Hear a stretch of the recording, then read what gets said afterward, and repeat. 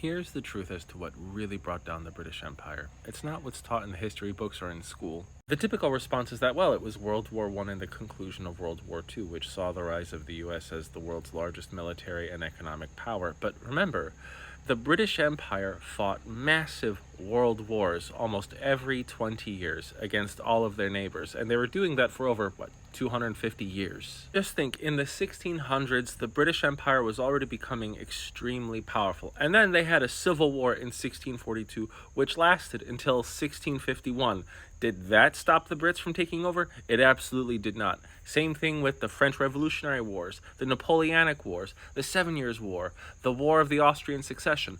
None of that slowed the growth of the British Empire. In fact, it may have actually strengthened it. And the same can be said for all of the independence movements taking place in all the former British colonies.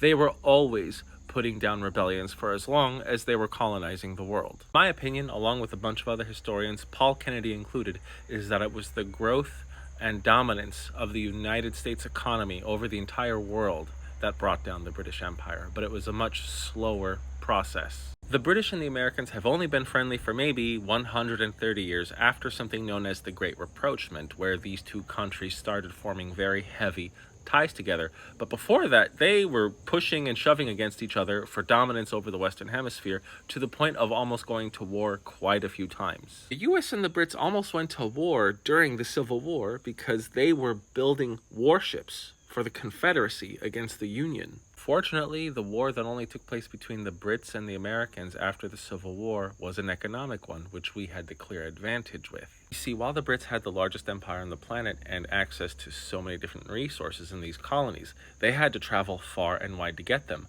while all of the resources that America had in plenitude, oil, steel, food, you name it, was all on our own soil. It was much cheaper for us to produce these goods and then export them to our competitors, but also to build our own economy with. For the 1870s, the British Empire dominated the railroad industry and set them up all over the world, but with the emergence of Carnegie and US Steel, along with our railroad monopolies, we were starting to take British clientele all over South America and in other parts of the world. And the same thing when it came to oil, because at the time, we were the world's largest supplier of it, just like we are today. And then the US was also winning the technological race. We had Tesla, Westinghouse, Thomas Edison, all of these other brilliant inventors, Alexander Graham Bell.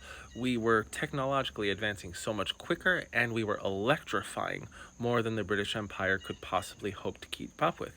For one reason, the British Empire actually had to devote a lot of its money, time, and efforts into maintaining all of their colonies around the planet, while the US didn't have that problem. They were able to just push for as much advancement as they could without any of these colonial interruptions. In the late 1890s, early 1900s, Wall Street became one of the most, if not the most prominent financial center on the planet versus London, which had that title for quite some time. Look at this chart about the relative share of world wealth between 1830 to 1940.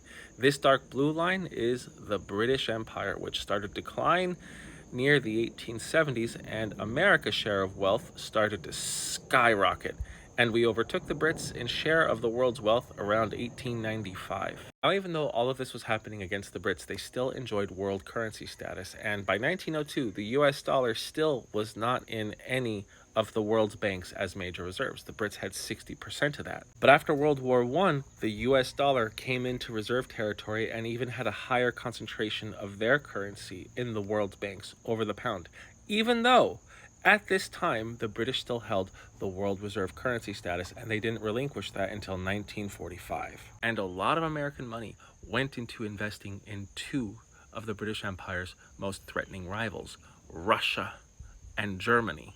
By the 1820s, the British saw Russia as the clearest threat for their supremacy because they were just such a massive empire with a huge population, and the Brits wanted to make sure they took as much Asian territory as they could before Russia gobbled all of it up. It was called the Great Game. Then in the 1870s, when Prussia united almost all of the German states and formed the German Empire, they industrialized very quickly and started prioritizing their navy, which the British didn't like.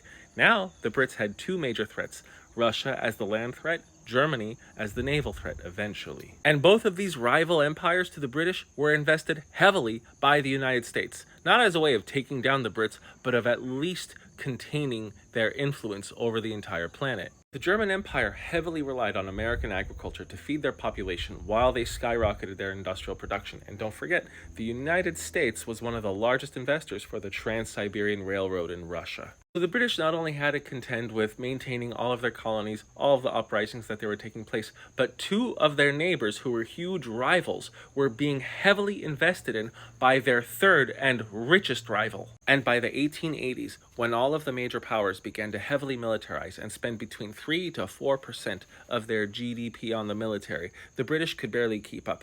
Germany, Russia spent 5% on the military, while the Brits were only at best able to come up with 3.8%. From the 1870s to even World War I, the US barely spent 1% of their budget on the military. So yeah, by the 1890s, the British realized, oh, well, if you can't beat them, join them.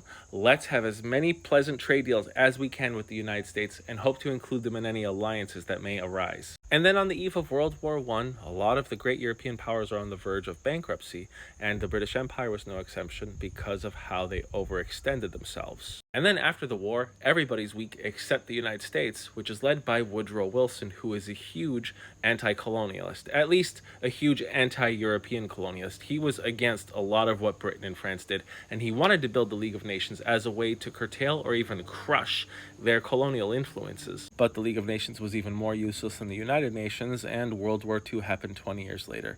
But our president during that time, FDR, was a true anti-imperialist, and his aid to the British Empire was contingent on granting their colonies independence and breaking up the empire. So there you have it. The British Empire wasn't brought down by war or internal strife. It was brought down with a handshake, trade, US dollars. And I'm sure some people are saying that this is exactly what China is doing to dethrone the United States. But my question to you is, which peers to American military and economic might are being heavily invested in by China?